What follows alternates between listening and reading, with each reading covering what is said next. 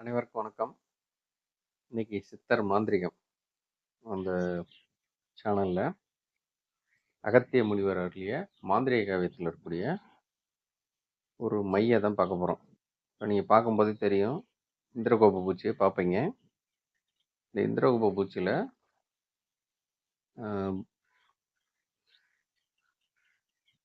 கீழே இருக்கிற பூமிக்கு அடியில் இருக்கக்கூடிய பொருட்கள் தனத்தை வந்து எடுக்கிறதுக்கு ஒரு மை சொல்கிறாரு. இப்போ இந்த நூற்றாண்டில் மை வித்தை இதெல்லாம் வந்து யாருக்கும் நம்பிக்கை கிடையாது, மூட நம்பிக்கையோடு சேர்ந்தது.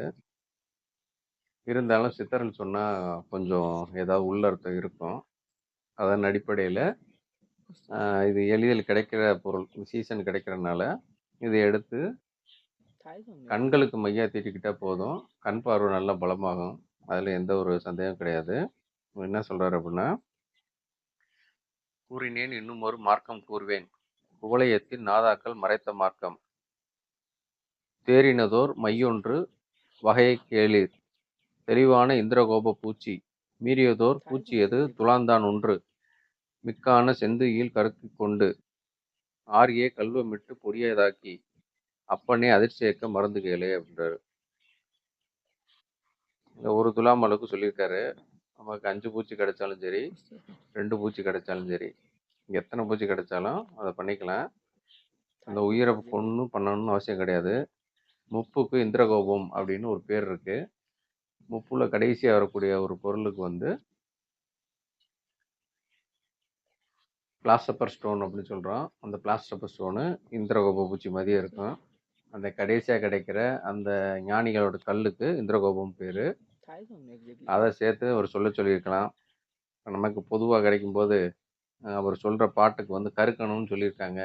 இப்போ அடுப்பில் போட்டால் இதுதான் கருகும் அப்படின்றனால தோணும். இது மருத்துவ குணம் இருக்குது. அதே மாதிரி மேலோகத்தில் இந்திரன் சபையில் நடன மங்கையான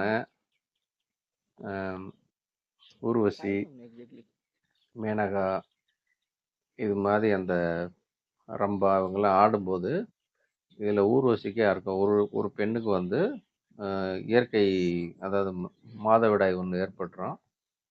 அந்த நடனத்துலேருந்து விலகி அந்த அம்மா போய் திரைமறைவில் தான் உடம்புல பட்ட அந்த உதிரத்தை பிழிஞ்சு விடுறதா சொல்லுவாங்க. அந்த கதையில் வரும்போது அந்த உதிரம் வந்து கீழே பட்டு பூமியில் வந்து 3 வகையாக இந்திரகோபி உற்பத்தி ஆச்சு அப்படின்னு சொல்லுவாங்க. ஒன்று வந்து சிவப்பு நிறத்துலையும், மற்றொன்று வெண்மை நிறத்துலையும், மூன்றாவது ஒன்று கருப்பு நிறத்துலையும் இருக்கும்.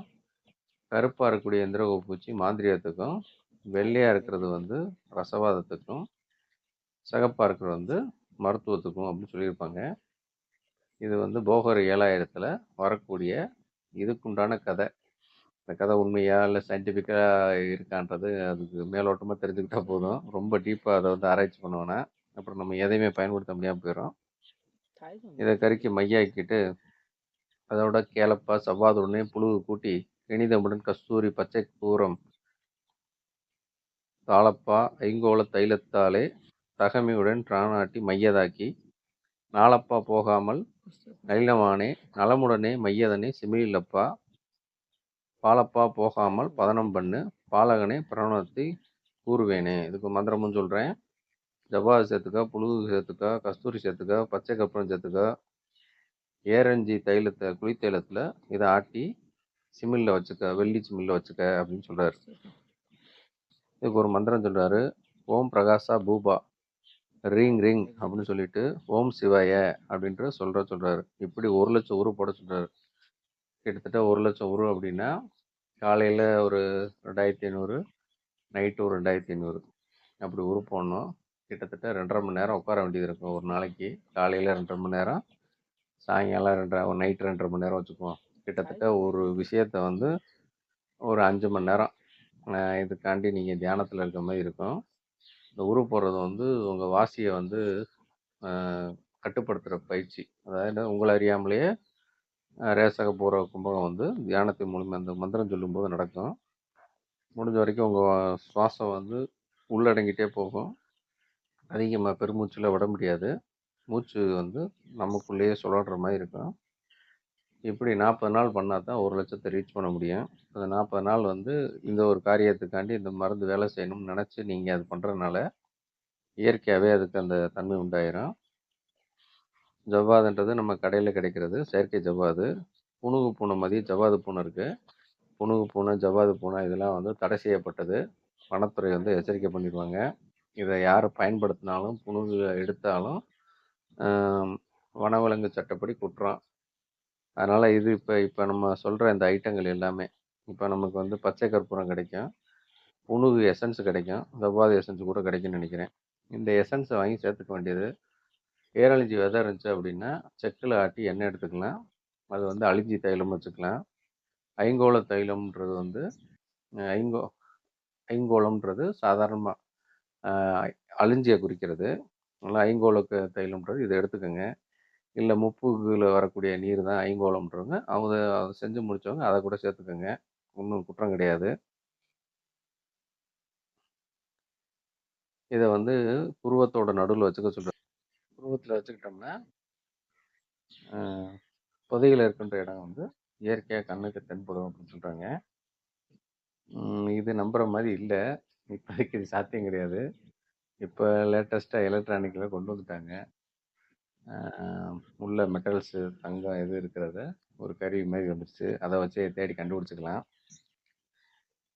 இருந்தாலும் இந்த மை வந்து அ மாந்திரிகர், இல்ல மாந்திரீக தொழில் பண்றவங்க இந்த மைய செய்து வைத்துக் கொண்டீங்கன்னா, ஏதாவது வகையில உங்களுக்கு பயன்படும் அப்படின்னு சொல்லி நம்ம சேனல்ல வெளியிடுறோம். இது வந்து உங்களோட முழுக்க முழுக்க உங்களோட சொந்தத்து உபயோகத்துக்கு மட்டும் பயன்படுத்துங்க.